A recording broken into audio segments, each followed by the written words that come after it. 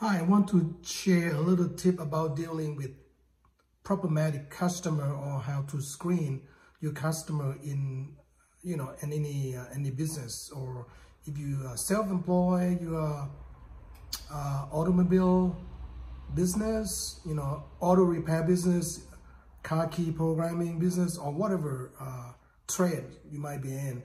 If you come across a customer who love to bargain and whatever the price you get them is, oh, it's too high, I can get cheaper than this. Last time I bought this, it was only whatever so bucks.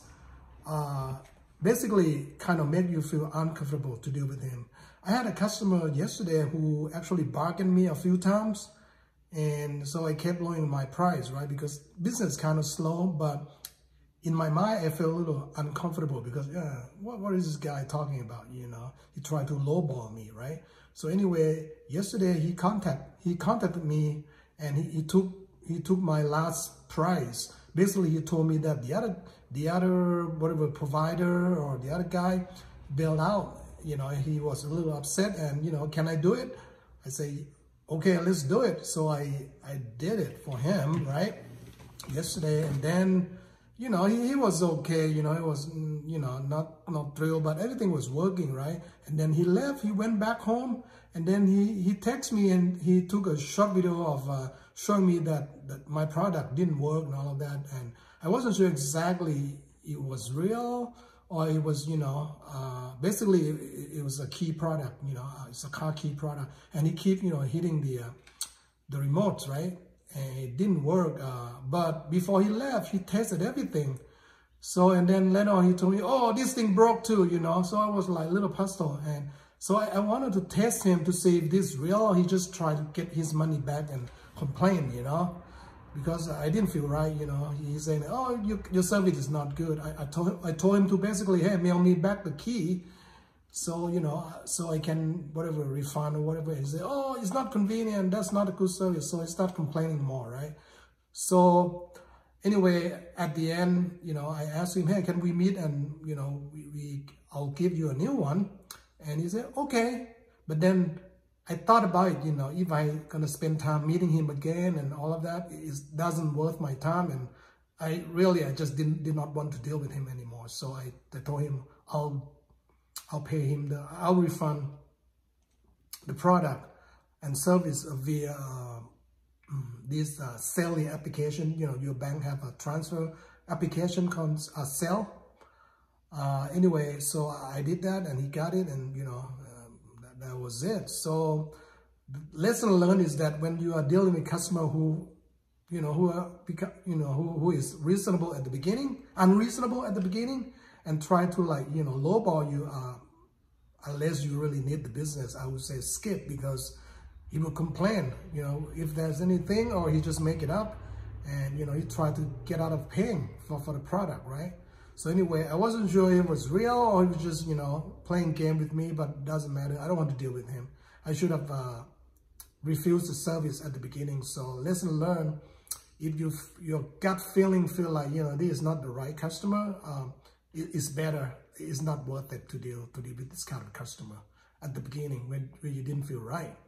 So you have the right to deny or refuse services to anyone, and I don't need his money anyway. So just be careful dealing with a low baller. Again, it doesn't apply to everything. It's just my experience, In your case, might be different because the economy is slow. You might have to be more flexible, but you want to make sure you cover your grounds, and if there's any problem, you will need to refund them, and whatever. But it did not happen to me a lot like this, but there would be sometimes that you have to deal with this kind of people or customers. So anyway, maybe he was real, I don't know. Anyway, hope it helps, and share your problematic customer experience with us down below, and give us more tips on how to screen for good customer, screen for bad customers, so we can avoid them at the first place. Anyway, have a good business, stay safe, really, don't take any chance with this COVID-19, because we are not prepared. We have the highest number of deaths right now, and the government just blaming everybody else. Yeah, I mean, we can blame China, but we got to take care of our people now. And, you know, other countries have the same problem and then deal with it, like Taiwan, right? Anyway, stay safe, don't get sick, and if you don't have to, do not meet people. And what I did, I asked my customer to wear masks and even gloves, and I tell them I maintain 6 feet distance. So make sure you do that with your customer, okay? Because I have some customer that came and did not wear any masks. I don't know, they don't care, or they're ignorant, or they feel like they're strong, or blah, blah, blah. But some people will not follow. And you see a lot of people basically protesting against, you know, locking down beaches and things like that. What happens if they get infected? You know, who's going to be responsible? And they can spread it to everybody else. So until we have more testing and everything else, and lower the number down in comfortable level, then we can, you know, open up more. But right now, I don't know. I don't feel comfortable that we've done enough testing and we have controlled number of infections here in the country.